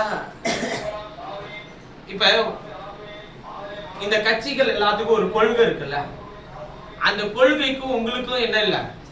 அதனாலதான் அரசியலுக்கு நமக்கு சம்பந்தம் இல்லைன்னு சொல்றோம். இந்த கட்சிகள் 3 நிலையில இருக்கு. ஒன்று ஜாதி ரீதியான கட்சிகள், மத ரீதியான கட்சிகள், இன்னொன்று தேவனே இல்லை, அதாவது எப்படி சொல்றது, நாத்திகர்கள் சொல்லுவாங்க. அதாவது கடவுள் இல்லைன்னு சொல்ற மறுப்பு கொள்கை. அது போட்ட குட்டிங்க தான் சிவப்பு கருப்பு, அப்புறம் சிவப்பு வெள்ளை கருப்பு, இதெல்லாம் சரிங்களா? இப்ப கவனிங்க, இந்த 3 கொள்கையும் வேதத்துக்கு என்னவா இருக்கு? தேவன் இல்லை என்று மதிகடன் தன் இருதயத்தில் என்ன பண்ணி கொள்கிறான். இப்ப அதை நீ பின்தொடர்வீங்கன்னா உங்களுக்கு இதுக்கு என்ன இல்ல? இதுக்கு சம்பந்தம் எல்லாம் போயிடும். சரி சரி, அப்ப மத கொள்கை நமக்கு சம்பந்தமான்னு கேட்டா அதுலயும் நமக்கு என்ன இல்ல? சம்பந்தம் இல்ல. சரி, மதம் வேண்டாம், இது வேண்டாம், ஜாதி கொள்கையாச்சும் அதான் இஸ்ரவேல் தனியா ஒரு ஜாதியா வச்சிருந்தால, ஜாதியா தான் தேசங்களா கோத்திரங்களாய் பிரித்தாரே, அது நிறைய பேருக்கு இன்னும் மண்டையில ஏறவே இல்லை. கோத்திரங்களாய் கர்த்தர் பிரிச்சு வச்சிருந்தாரு. எல்லாருக்கும் எல்லா வேலையும் கொடுத்துட்டாரா? யூதாவுக்கு என்ன வேலை கொடுத்தாரோ அதுதான் யூதா செய்ய முடியும். அது மாதிரி எங்க இதுக்கு என்ன கொடுத்தாரோ அதானே நாங்க செய்வோம். எல்லாருமே ஒரே தகப்பனுடைய ரத்தத்தினால பிறந்த ஆளு தானே. அது ஏன் பிரிச்சாரு? ஆசரிப்பு கூடாரத்தின் வேலை செய்யறதுக்கு. அதுக்கப்புறம் என்ன சொன்னாரு? அதுக்கப்புறம் யாரையாச்சும் பிரிச்சாரா? அவனுக்கு தேசத்தை பங்கிட்டு கொடுத்து எல்லாருமே இதுல சுதந்திரமா இருந்தானே சொன்னாரு. லேவிய எந்த வீட்டுல கூப்பிட்டாலும், எந்த கோத்திரத்துக்குள்ள எந்த தேசங்களுக்குள்ள வந்தாலும் ஏற்றுக்கொள்ளாம இருந்தனா அந்த கோத்திரத்தின் பேர் முதலாய் பூமியில் இராதபடிக்கு அழித்துப்படுவேன்னு சொன்னாரா இல்லையா? இதெல்லாம் கர்த்தர் சொன்ன வாக்குத்தத்தம் தானே. முழுசா படிக்கிறது இல்ல. அந்த கோத்திரமா கர்த்தர் பிரிச்சாரு, அது மாதிரிதான் நாங்களும் பிரிஞ்சிருக்கிறோம். அதுக்கு இதுக்கு எந்த சம்பந்தமே கிடையாது. அப்ப நீங்க ஜாதி என்ன பண்ண முடியாது? நம்ம எல்லாரும் ஒரே ஜாதி தான், பரிசுத்த ஜாதி அசுத்த ஜாதி, அவ்வளவுதான். தேவனை ஏற்றுக்கொண்டு வசனத்துக்கு பிரியமாய் நடக்கிறவர்களே கர்த்தர் என்ன சொல்றாருங்க, பரிசுத்த ஜாதின்னு கர்த்தர் சொல்றாரு, அவ்வளவுதான். இப்ப இதுக்கு உங்களுக்கு சம்பந்தம் இல்லைல்ல. இப்ப கேட்க போற அடுத்து, அப்ப நீங்க யாருக்கு ஓட்டு போடுவீங்கன்னு கேட்டல. இப்ப நீங்க ஓட்டு போடுறது என்னது? இதுல பரிசுத்தமான கட்சிக்கு எதுக்கு ஓட்டு போடுவீங்க? பரிசுத்தமான கட்சி எது இருக்கு? கொள்கையே நீங்க எடுத்துக்க மாட்டீங்கன்னா அப்ப நீங்க எப்படி ஓட்டு போடலாம்? இப்படி ஒருத்தவங்க கேட்டாங்கன்னா என்ன பதில் சொல்லுவீங்க? அப்படின்னு என்கிட்ட ஒருத்தர் கேட்டார், அதுதான் நானும் உங்கள்கிட்ட கேட்கிறேன். அதுக்கு சொன்ன விஷயத்தை நல்லா கவனிங்க. அதாவது ராஜாக்களை எனக்கு ஏற்படுத்தினவர் அவர், ஏற்படுத்துறது அவர். ஆனா இந்த ஊரில் இந்த பட்டணத்தில் நான் குடிமகன் என்பதற்காக தான் நான் ஓட்டு போடுறேனே தவிர அதுல இவனை எனக்கு பிடிக்கும்ன்றதுக்கு கிடையாது, இந்த கொள்கையை எனக்கு பிடிக்கும்ன்றதுக்கு கிடையாது. எனக்கு பெரியாருக்கு தான் பிடிக்கும். ஆனால் அவருக்கும் பைபிளுக்கு என்னவே இல்லை சம்மந்தம். எச்ராஜாவும் கூட தான் பிடிக்கும் எனக்கு. ஆனா அவருக்கும் பைபிளுக்கு என்ன இல்லைங்க, மனிதனாக. ஆனா நிறைய பேருக்கு இன்னும் புரியாத விஷயம் என்ன தெரியுங்களா? இவர்கள் வந்த பிறகுதான் சமூகத்தில் சீர்திருத்தங்கள் உண்டானது அப்படின்ற மாதிரி ஒரு பிம்பம் இருக்கு. ஒரு உதாரணத்துக்கு நான் உங்களுக்கு சொல்லுகிறேன். இப்ப நீங்க சொல்லுங்க, எப்படி சீர்திருத்தம் உருவாச்சுன்னு சொல்லுங்க. முதலா இயேசுவினுடைய சீஷனா இருந்த தோமாவை கர்த்தர் அனுப்பினது இந்த இந்திய தேசத்துக்கு தான். வந்த பொழுது என்ன இருந்துச்சுன்னா மத நம்பிக்கைகள், மூட நம்பிக்கைகள், பிரிவுகள், அதாவது பார்த்தாலே தீட்டுன்னு சொல்லக்கூடிய ஆட்கள் எல்லாம் அந்த மாதிரி கட்டத்துல இருந்தவங்கலாம் இருந்தோம். ஆனால் அந்த இடத்துல எல்லாம் மிஷனரிகள் போய் வேலை செய்து ஊழியம் செய்து ஜனங்களை அந்த அடிமைத்தனத்திலிருந்து மீட்டு கொண்டு வந்து, உணவு இல்லையா நான் உணவு தரேன், நீ எவன்கிட்ட அடிமைப்படாத, படிப்பு இல்லையா நான் உனக்கு படிப்பு தரேன், நீ யார்கிட்டையும் படிக்காம இருக்காத, உனக்கு மருத்துவம் இல்லைன்னு யாராச்சும் சொல்றானா வா நான் உனக்கு ஹாஸ்பிட்டல் கட்டி தரேன். தமிழ்நாட்டில் எத்தனை கிறிஸ்தவ மிஷனரிகள், எத்தனை கிறிஸ்தவ ஹாஸ்பிட்டல்கள், எத்தனை கிறிஸ்தவ பள்ளிக்கூடங்கள், எத்தனை கிறிஸ்தவ கல்லூரிகள், எத்தனை விதமான கிறிஸ்தவ மருத்துவமனைகள், புகழ்பெற்ற உலகத்தில் புகழ்பெற்ற மருத்துவமனை தமிழ்நாட்டில் இருக்குங்க, வேலூர் சிஎம்சி. அது கட்டினதுக்கு முதல்ல ஒரு அதனுடைய உண்மையான அர்த்தம் தெரியுமா? அது அந்த சிஎம்சி கட்டுறதுக்கு ஒரு காரணம் இருந்துச்சு தெரியுங்களா? அவர் ஜெர்மன் நாட்டில இருந்து அவர் இந்த பூமி இந்த ஊருக்கு வந்தப்ப ஒரு வில் வண்டியில வந்து ஒரு பிரசவ பெண்ணை கூட்டிட்டு போறாங்க மருத்துவம் பார்க்கறதுக்கு. அவ வழியில துடிக்கிறா. அந்த வந்தவர், அதாவது இப்ப வேலூர் சிஎம்சியை கட்டின அந்த அம்மாவோடைய தகப்பனார், அவர் வந்து இந்த பிரசவம் பார்க்கறதுக்குன்னு படிச்சவர். அவர் சொல்றாரு, என்கிட்ட கொடுங்க நான் பிரசவம் பார்க்கறேன். அதுக்கு அந்த ஜனங்க சொன்னாங்க, ஒரு ஆண் எப்படி பிரசவம் பார்க்கலாம் அப்படின்னு சொல்லிட்டு கொடுக்காததுனால அந்த அம்மா போற வழியிலேயே துடிச்சு இறந்து போறாங்க. இத பார்த்துட்டு இருந்த அந்த சின்ன பொண்ணு தான் இன்னைக்கு சிஎம்சி கட்டி வச்சிருக்கிறோம். அவங்க போய் மருத்துவம் படிச்சுட்டு எந்த இடத்தில், அதாவது வேலூர்ல தான் நடந்துச்சு, எந்த இடத்துல அந்த ஒரு காட்சியை பார்த்தாங்களோ அதே ஊர்ல ஒரு சின்ன ஒரு மருத்துவமனை துவக்கி எல்லாருக்கும், இங்க எந்த ஜாதி ரீதியான பிரச்சனையே கிடையாது, நீ யாருனாலும் வந்து வைத்தியம் பார்க்கலாம். அதனாலதான் நம்ம எல்லாம் வச்சிருக்கிற பேரு அதுக்கு ஆங்கில மருந்து. ஆங்கிலேயர்களால் கொண்டு வரப்பட்டது, இறக்குமதி செய்யப்பட்டது எல்லாமே. எது சொல்றான், தெய்வத்தையே இறக்குமதி பண்ணோம், அதெல்லாம் ஒண்ணும் இல்லை. கல்வியை, கலாச்சாரத்தை, அதன் பிறகு மருத்துவங்களை, அடித்தளமாய் இருக்கக்கூடிய இந்த சீர்திருத்தங்களை எல்லாம் பண்ணது இவர்களுக்கு முன்பாகவே அவர்கள். அப்படி பிரதானமான மிஷனரிகள் எல்லாம் தங்களுடைய ஜீவியத்தை இந்த மண்ணிலே கழித்தது உண்டுங்க. சீகன்பாளையர் ஜெர்மனி தேசத்தை சேர்ந்தவர். அவர் தரங்கம்பாடிக்கு நேரா வந்து இங்கே தமிழ் எழுத்துக்களை கற்றுக்கொண்டு இன்னைக்கு தமிழை எழுதி உங்களுடைய லாங்குவேஜ்ல கொடுத்துருக்கிற பைபிள் வாசிக்க உங்களுக்கு அவ்வளவு கஷ்டமா இருக்கு. தமிழை இங்கே கற்றுக்கொண்டு ஆங்கிலத்தில் உள்ள அவருடைய வேதத்தை தமிழில் மொழியாக்கம் செய்து ஜெர்மன்ல முதலா கண்டுபிடிக்கப்பட்ட பிரிண்டர், பைபிள் அச்சடிக்கிறதுக்காக கண்டுபிடிக்கப்பட்ட கருவிதான் பிரிண்டர். பிரிண்டரை கண்டுபிடிச்சு பைபிள் அச்சடிச்சாங்க. அதை இங்கே கொண்டு வந்து அதில தமிழ் வேதத்தை அச்சடித்து அந்த மனுஷன் இங்க இருக்கிற ஏதோ ஒரு உடல் பாதையினால், அவருக்கு ஏதோ ஒரு ஆகாரம் சரியில்லாதனால் அந்த மனிதன் 35 வயசுலயே மரிச்சு போறாரு. ஆனால் அவர் தமிழாக்கம் பண்ணின இந்த வேதத்தை தான் நாம் வைத்திருக்கிறோம். நீங்க சொல்லுங்க பார்க்கலாம், தேவனால் அனுப்பப்பட்ட எத்தனை பாத்திரங்கள் நம்முடைய வாழ்க்கைக்கு பின்பு வேலை செய்திருக்கு தெரியுங்களா? இவங்க எல்லாரும் சேர்ந்து கட்டடம் இல்லையா, கோயில் இல்லையா, நான் உனக்கு சர்ச்சை கட்டித்தரேன், அதை கட்டித்தரேன்னு கட்டி எத்தனை மலை கிராமங்களுக்குள்ள இன்றைக்கும் எத்தனை கிறிஸ்தவ மிஷனர்கள் கட்டி அவர்கள் தங்கள் சொந்த நாட்டுக்கே விட்டுட்டு போன கட்டடங்கள்லாம் இன்னைக்கு இருக்கு தெரியுங்களா? ஆனால் இப்பொழுது இங்க இருக்கிறவர்கள் எல்லாரும், இங்க இருக்கிறவர்கள் அந்த ப்ராப்பர்ட்டி எப்படி நம்ம வச்சுக்கிறது, இதுல யார் இப்ப ஹெட்டா உட்கார்றது, இதை யார் இப்ப நடத்துறது, நிர்வகிக்கிறது, அதுல நீ என்ன கம்யூனிட்டி, நான் என்ன கம்யூனிட்டி, இந்த அடிச்சுக்கிறான். இதெல்லாம் வரக்கூடாதுன்னா அவங்க செஞ்சுட்டு போனான். அதுக்கு வச்சான் பேர. இவர்கள் கட்டி கொடுத்த எல்லா கட்டடங்களுக்கும் பேரு சிஎஸ்ஐ சிஎன்ஐயா மாறிச்சு. அதன் பிறகு இஎஸ்ஐயா மாறிச்சு. நீங்க நிறைய இஎஸ்ஐ பிஎஃப் எல்லாம் பிடிக்கிறீங்களா, பிடிக்கிறாங்கல்ல, பாருங்க அதுக்கு பேரு இஎஸ்ஐன்னு வச்சிருக்கோம். அது கிறிஸ்தவ மிஷனரிகள் மூலமாய் கொண்டு வரப்பட்டதான ஒரு, அந்த ஆங்கிலேயர்கள் காலத்திலேயே வேலை பார்க்குற எல்லாத்துக்கும் மருத்துவத்துக்குன்னு ஒரு காப்பீடு சம்பளத்திலே பிடிச்சி வச்சிருந்தான். அதுதான் இன்னைக்கு இவன் ஃபாலோ பண்றான். இன்னும் நம்முடைய தேசத்துல இருக்கிற நிறைய சட்டங்கள் அவங்க போட்ட அதே சட்டங்களை தான் இன்னைக்கு இங்க ஃபாலோ பண்ணிட்டு இருக்காங்க. ஒருவேளை அவன்கிட்டயே நாடு இருந்துச்சுன்னு வச்சுக்கோங்களேன், இன்னும் நல்லா இருந்திருக்கும்னு எனக்கு தோணுது. இன்னைக்கு ஒரு விஷயத்த நான் வாசிச்சேன், ஏதோ ஒரு நாட்டில் தான் நினைக்கிறேன், அரசாங்கம் எல்லாருடைய அக்கௌண்ட்லயும், நம்ம நாடு இல்லை வேறொரு நாட்டுல அரசாங்கம் எல்லா அக்கௌண்ட்லயும் அரசுக்கு நிறைய வருமானம் இருக்குன்னு சொல்லி எல்லாருக்கும் $10,000 அதாவது அந்த ஊர் பணத்துக்கு 1 லட்சம், நம்ம ஊர் பணத்துக்கு 1 லட்சம் ரூபாய் கிட்ட எல்லாரோட அக்கௌண்ட்லயும் வங்கி கணக்குல, ஒவ்வொரு குடும்பத்துக்கு இல்ல, ஒவ்வொரு தனிப்பட்ட நபருக்கும் பிறக்கும் போதே ஒரு வங்கி கணக்கை துவக்கி அவங்களுக்கு எல்லாருக்கும் ஒவ்வொரு வங்கி கணக்குலயும் டெபாசிட் பண்ணி வச்சிருக்கிறாங்க.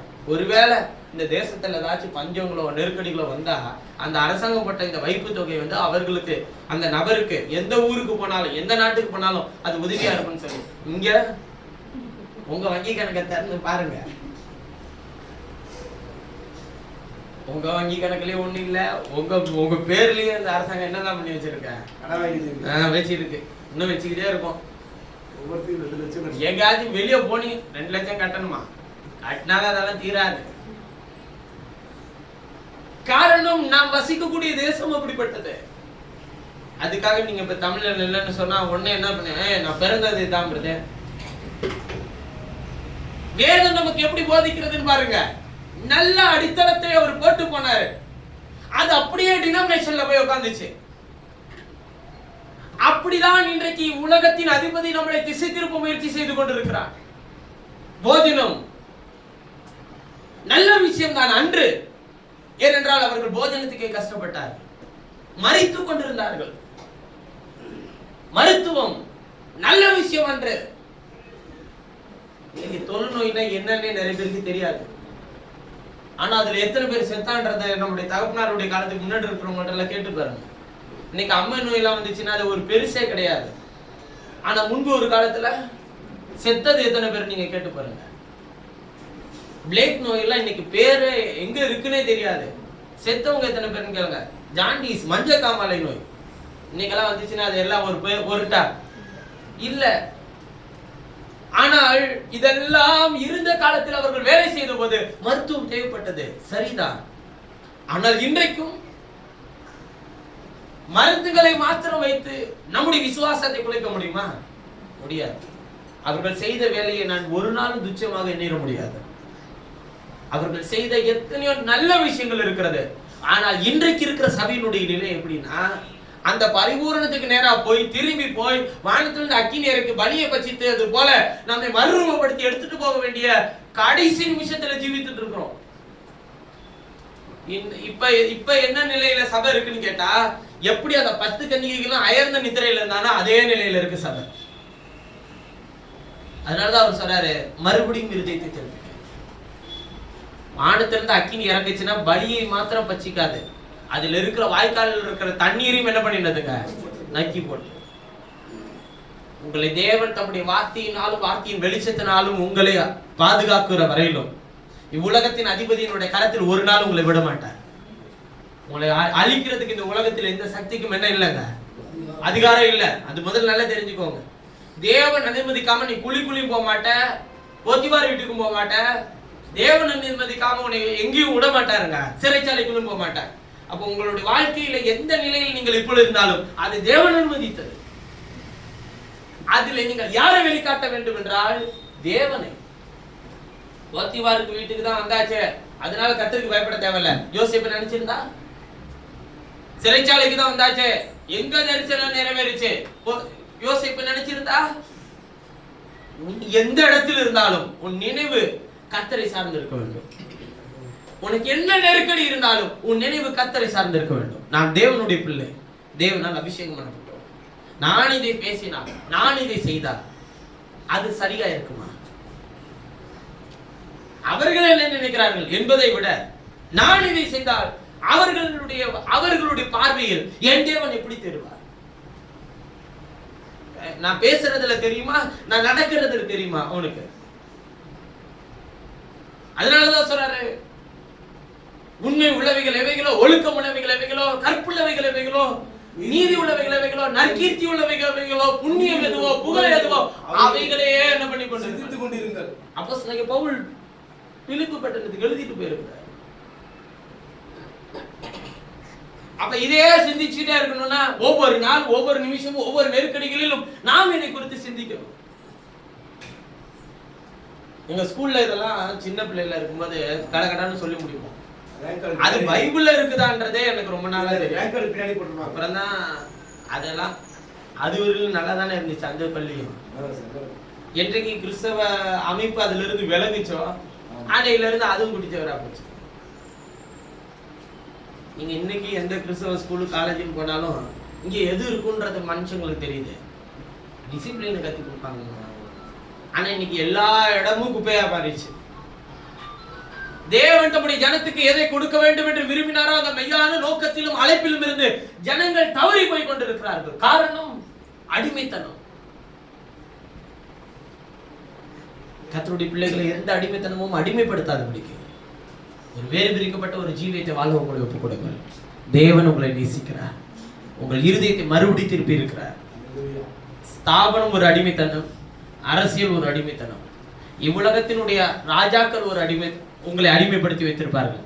இந்த அடிமைத்தனங்களுக்குள்ளெல்லாம் உங்களை சிக்கிக்கொள்ள கூட. அரசியலுக்கு உங்களுக்கு என்னவே இல்லை, துளியலமா நான் ஏதாச்சும் கொடுக்க போறேன், வாங்க போறேன், இல்லை வந்து நான் இதுல ஒரு மெம்பர் ஆகிக்கிறேன், நம்மளே நமக்கே தெரியாம கொண்டு வந்து ஏதாச்சும் மெம்பர்ஷிப் கார்டெலாம் கொடுத்தாங்கன்னா தூக்கி ஓரமா வச்சுட்டு நீங்க எந்த சூழ்நிலைன்னு எந்த எவனையும் நம்பி இருக்க கூடாது, கர்த்தரை மட்டும்தான் நம்பி இருக்கணும்.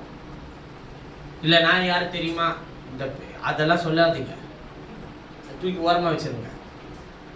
எந்த கட்சிக்கும், எந்த கொள்கைக்கும், எந்த ஸ்தாபனத்துக்கும் உங்களுக்கும் என்னவே இல்லை, சம்மந்தம் இல்லை. நான் இந்த டினாமினேஷனை சேர்ந்தவன் இல்ல, நான் வேதத்தை சேர்ந்தவன், நான் கிறிஸ்துவை சேர்ந்தவன், அவருடைய வார்த்தையை சேர்ந்தவன். அப்பனா நீங்க எந்த சர்ச்சு பிடிச்ச கேட்கிற கேள்வி. இன்னைக்கும் நான் 9 வருஷம் ஆச்சு ஊழியத்துக்கு வந்து. 10வது வருஷம் எனக்கு திருமணத்துக்குன்னு ஒரு ஆள்கிட்ட போய் பத்திரிக்கை வைக்க போனேன். அவங்க சொன்னாங்க, தம்பி உங்கள்கிட்ட கேட்கறேன்னு தப்பா நினைச்சுக்காது, நீங்க எந்த சர்ச்சு? ஒரே தேவ வீடு இல்ல, அது உங்க சர்ச்சை கேட்கல, நீங்க எந்த சர்ச்சு? ஒரே தேவ வீடு இல்ல, அந்த இல்ல, நீங்க எதாச்சும் இதுல ஐக்கியம் வச்சிருக்கீங்களா? என்னுடைய ஐக்கியம் கிறிஸ்துவோடும் அவருடைய வார்த்தையோடும் இருக்குது. அப்ப நாங்களாம் எதோட இருக்கிறோம், அது நீ தான் சொல்லணும். நீங்க எந்த சர்ச்சுன்னு கேட்ட. அவங்க சொன்னாங்க, நான் இந்த சர்ச்சு. அப்போ உங்க ஐக்கியம் யாரோட இல்ல? அது எப்படி நீங்க சொல்றீங்க? நான் சொல்ல, பைபிளே சொல்லுது. ஆண்டவர் வந்து அப்ப எங்களை எடுத்துட்டு போக மாட்டாரா? நிச்சயமா எழுதி வச்சுக்கோங்க, நீ போக மாட்ட. அதை சொல்றதுனால நான் போலன்னு நீ நினைச்சுக்கிட்டாலும் பரவாயில்ல, அதுதான் வேதத்தினுடைய உண்மையான விஷயம். நீ அது அவர் அடிமைத்தனங்க. நீ அந்த கொள்கையை ஏற்றுக்கிட்டான்னா வேதத்தை அந்த அம்மா எந்த பரம்பரை சொல்லும்போது சொல்லுவாங்க, நீங்க சொல்றதெல்லாம் வேதத்தில் எழுதி இருக்கிறதெல்லாம் உண்மைதான், ஆனா அது இத கை கொள்ளணும்னா, பைபிளை கை கொள்ளணும்னா, நான் போயிட்டு இருக்கிற சார்ந்து இருக்கிற அந்த விஷயத்தை, அந்த சபையை, அந்த சபையினுடைய விஷயங்களை நான் விட்டுட்டுல வெளியே வரணும். அது முடியாது இல்ல. அப்ப நீ அங்கேயும் வர முடியாது இல்ல. அப்ப அவங்களுக்கு என்ன பண்ணுது தெளிவா தெரியுது. இத பின்தொடரணும்னா நம்ம சார்ந்து அங்கேயும் எதை பிரசங்கம் பண்றாங்க, இதை எடுத்துதான். ஆனா இதை பின்தொடரணும்னா அதை விட்டுட்டு வரணுமா?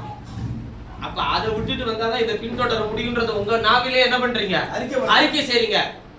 என்னை தள்ளி என்னை ஏற்றுக்கொள்ளாதவன் நியாயம் இருக்கிறது ஒன்று இருக்கிறது. நான் சொன்ன வசனமே அவனை கடைசி பாருங்க. இதுக்கு முன்னாடி எவனும் தோற்று போயிடுவான். இது மாத்திரம் தான் உங்களை நியாயம் இருக்க போகுது. இது ஒன்று மாத்திரம் தான் உங்களை நித்திய ஜீவனுக்கு கொண்டு போகும். இதுல எந்த மாற்று கருத்து இல்ல. இதுக்கு மட்டும் செவி கொடுங்க. ஒருவேளை இது புரியலையா, கர்த்தர்கிட்ட கேளுங்க. எனக்கு புரிந்து கொள்ளக்கூடிய மனக்கண்ணை திறந்து தாருன்னு கேளுங்க. அதை விட்டுட்டு ஏதாச்சும் வேற புக்ல ஏதாச்சும் ரெஃபரன்ஸ் தேடுவோம் பிரதர், எங்கேயும் போய் தேட தேவையில்லை. இதை மட்டும் தேடி வாசிங்க. கர்த்தருடைய வேதம் குறைவற்றது மாத்துமா விருப்பிக்கிறது. கர்த்தருடைய வேதம் ஜோடி இல்லாமல் இராது. கர்த்தருடைய வாய் எதை சொல்லிட்டு அவருடைய ஆவி அவைகளை என்ன பண்ணுறாரு, அவருடைய அது அவருடைய வேலை. ஆவி கர்த்தருடைய வசனத்தை சேர்க்கும். நீங்க அதை வாங்கிட்டீங்கன்னா உங்களையும் கொண்டு வந்து இதோட சேர்த்துரும். ஆனா அவருடைய ஆவி இன்னைக்கு பல பேரை வேற எங்கேயும் சேர்த்துட்டு இருக்கு. ஆனால் வேத வார்த்தையை திரும்பி வாருங்கள். ஜனங்கள் எல்லாரும் என்ன சொன்னார்கள் தெரியுமா? வானத்திலிருந்து அக்கினி இறங்கின போது கர்த்தரே தெய்வம், கர்த்தரே தெய்வம் என்ற முகம் குப்புற விழுந்தார். இந்த நல்ல ராத்திரி காலை நேரத்திலும் நீங்கள் கர்த்தரை தொழுது கொள்ள உங்கள் இருதயத்தை கர்த்தரிடத்துக்கு திரும்புங்கள். அதை நீங்கள் திருப்புகிறீர்களோ இல்லையோ, கர்த்தரே அதை அவரிடத்துக்கு திருப்புவார். அவர் திருப்பும் போது அவருக்கு செவி கொடுங்கள். கர்த்தர் உங்களை ஆசீர்வதிக்கட்டும். நாம் யாரும் ஜெபம் செய்வோம். எங்களை நேசிக்கிற எங்கள் பரலோக பிதாவே, நீ தந்த நேரத்துக்காக நன்றி. நீங்காத கரமும் பிரசனமும் உடைய ஜனத்தை காத்ததற்காக நன்றி. உடைய வார்த்தைக்குள் மறைந்திருக்கிற ஜீவனும் பெலனும் உடைய ஜனத்தை பாதுகாக்கட்டும், நடத்தட்டும். எல்லா தீங்கிலிருந்தும் ஆண்டவரே அப்பா, எல்லா விதமான பலவீனங்களும் உடைய பிள்ளைகளை விடுதலையாக்கி காத்துக்கொள்ளும். உடைய ஆசீர்வாதத்துக்கும் ஊற்றுக்கும் இந்த மாதம் முழுவதுமாய் உடைய ஜனங்களை பாத்திரம் உள்ளவர்களாய் வழி நடத்தும். தேவனே, எல்லா குறைவுகளையும் நிறைவாக்கி போடும். எல்லா தேவைகளையும் சந்திக்கும். கர்த்தர் நீர் அவர்களோடு இருந்து தாங்கி ஏந்தி சுமந்து தப்பித்து வழி நடத்த வேண்டுமா நாங்கள் ஜெபிக்கிறோம். இந்த இடத்திலிருந்து பேசப்படுகிற ஒவ்வொரு விஷயமும் நீர் என் குரல் வளையத்தை பயன்படுத்தி உடைய ஜனங்களோடு கூட இடைப்பட்டு பேசினதற்காக நன்றி. என்னுடைய சிந்தையில் நான் யாரையும் நான் நினைத்துக் கொள்ளவில்லை. என்னுடைய சிந்தையில் எப்பேற்பட்ட எந்த விஷயங்களும் என்னுடைய சிந்தையில் இல்லை. நான் எதற்கும் பதில் சொல்லவில்லை. நீர் என்ன சொன்னீரோ அதை பிரதிபலிக்கிற பிம்பமாக இருக்க வேண்டுமானால் என்னிடத்தில் ஒன்றுமே இல்லாமல் இருக்க வேண்டும். நான் ஒன்றும் இல்லாதவன் நான் இருக்கிறேன். நீர் பிரதிபலித்ததை நானும் ஏற்றுக்கொள்கிறேன். நான் உண்மை வெளிப்படுத்துகிறவனாய் இருக்க உதவி செய். நான் உண்மை மாத்திரமே வெளிப்படுத்துகிறவனாய் இருக்க உதவி செய். ஆண்டவரே, என் இருதயத்தை நீர் மறுபடி திருப்பி உம்மிடத்திற்கு திருப்பி இருக்கிறேன். என்னை மறுரூபமாக்கும், என்னை பரிசுத்தப்படுத்தும். என்னை கரத்திலே தாழ்த்தி ஒப்பு கொடுக்கிறேன். கர்த்தராகிய இயேசுவின் நாமத்தில் ஜெபிக்கிறேன் ஜீவனுள்ள நல்ல பிதாவே. என் ஆத்துமாவே என் முழுவதுமே அவருடைய பரிசுத்த நாமத்தை சுத்தரி. என் ஆத்துமாவே கர்த்தரை சுத்தரி. கர்த்தர் செய்த சகல உபகாரங்களையும் பெறுவாதே. ஆமென், ஆமென், ஆமென். நாம் யாரும் கர்த்தருடைய பந்திக்கு என்று நாம் கூடி வருவோம்.